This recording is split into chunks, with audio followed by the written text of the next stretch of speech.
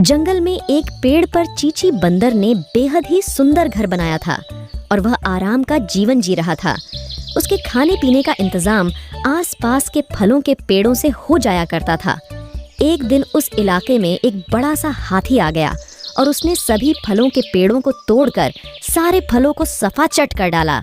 ये देख चीची बंदर को बेहद गुस्सा आया और उसने हाथी से कहा, अगर तुम्हें फल ही खाने थे तो पेड़ से तोड़कर खा सकते थे, या फिर मुझसे कह देते, मैं तोड़ देता। बेवजह पेड़ों को क्यों उखाड़ा? चीची बंदर के बातों पर हाथी ने हंसते हुए जवाब दिया, मैं इतना विशाल हाथी तुम जैसे पिद्दी भर के बंदर से मदद लूंगा, ये तो मेरी ताकत की तौहीन होगी। इससे अच्छा तो मैं अपने ताकत का इस्तेमाल करके पेड़ गिराना चाहूंगा, और मुझे जो पेड़ अच्छा लगता है मैं उसे गिरा देता हूँ। और तुम मुझे नसीहत देना बंद करो, वरना मुझे अगला तुम्हारा पेड़ अच्छा लगने लगेगा। इतना कहते हुए हाथी वहां से चला गया। पर चीची बंदर की चिंता बढ़ गई, क्योंकि अब उसके आसपास एक भी फलों का पेड़ नहीं था। अब चीची बंदर को फलों की तलाश करने अपना घर छोड़कर जाना पड़ा। तलाश करते करते वह एक केले के बगीचे में जा पहुंचा। वहां पके हुए केले देख उसका मन ललचा गया और उसने कुछ दिन उसी बगीचे में रहने का निर्णय किया। केले खाकर वह रोज अपना पेट भरता और वहीं आराम करता। कुछ ही दिनों में बगीचे के पके पकाए केले खाकर चीची बंदर बेहद मोटा ताजा हो गया। लेकिन दूसरी जगह तो दूसरी जगह होता है। अब उसे अपने घर की याद सताने लगी। उसने वापस अपने घर लौटने की सोची और अगले दिन वह अपने घर की ओर चल पड़ा। घर पहुंचकर उसने देखा कि वहां मीकू बंदर रह रहा है। अपने घर पर मीकू बंदर को कब्जा करते देख चीची बंदर को बेहद गुस्सा आया। चीची ने गुस्से में आकर कहा, चोर, तुम मेरे घर में क्या कर रहे हो? मैं कुछ दिन बाहर क्या गया, तुमने इसे अपना घर बना लिया। अब मैं वापस आ गया हूँ, चलो भागो यहाँ से। चीची बंदर के इतना कहते हुए भी मीकू टस से मस नहीं हुआ और अकड़ कर बोला, तुम्हारा घर? कौन सा?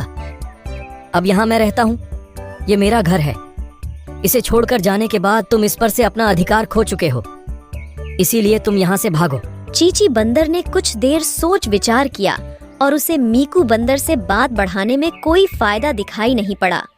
वह बोला, हमें इस विवाद को लेकर किसी तीसरे के पास जाना चाहिए। वही हमें बता सकता है कि इस घर का असली हकदार कौन है। नहीं तो हम इसी प्रकार लड़ते रहेंगे। कोई तीसरा ही दोनों तरफ की बात सुनकर निर्णय देगा। मीकू बंदर ने चीची बंदर की बात पर हामी भरी और दोनों तीसरे की तलाश में निकल पड़े। तब रास्ते में एक पेड़ नीचे गोगो गोरिल्ला बैठा हुआ था। चीची और मीकू बंदर ने गोगो गोरिल्ला से इस बारे में बात करने की सोची और दोनों गोगो गोरिल्ला के पास चले गए। चीची बंदर ने गोगो गोरिल्ला से कहा, गोगो जी, हम दोनों के बीच बहुत बड़ी विपदा आ गई है, जिसे हम सुलझा नहीं पा रहे हैं। क्या आप हमारी परेशानी को सुलझा सकते हैं? गोगो गोरिल्ला ने कहा, अरे भाई, मैं खुद ही बड़ी परेशानी में बैठा हुआ हूँ और तुम दोनों अपनी परेशानी लेकर आ गए हो। चलो, आ ही गए हो तो बताओ, क्या परेशानी है तुम दोनों के बीच? चीची और मीकू बंदर ने सारी बात गोगो गोरिल्ला को बताई। गोगो गोरिल्ला ने कहा, अच्छा, तो ये बात है। तुम दोनों की परेशानी को सुन, मुझे लगता है मुझे मेरी परेशानी भी सुलझती नजर आ रही है। पर उससे पहले मुझे ये बताओ, मैं तुम दोनों की परेशानी को कैसे सुलझा सकता हूँ? ना तो मैंने उस इलाके को जानता हूँ जहाँ तुम रहते हो, और ना ही मैंने तुम्हारे घर को देखा है। फिर मैं कैसे बताऊं कि घर किसका है? ऐसा करो, तुम दोनों मुझे अपने घर लेकर चलो जहां तुम रहते हो। वहां जाकर ही मैं कोई निर्णय ले सकता हूं।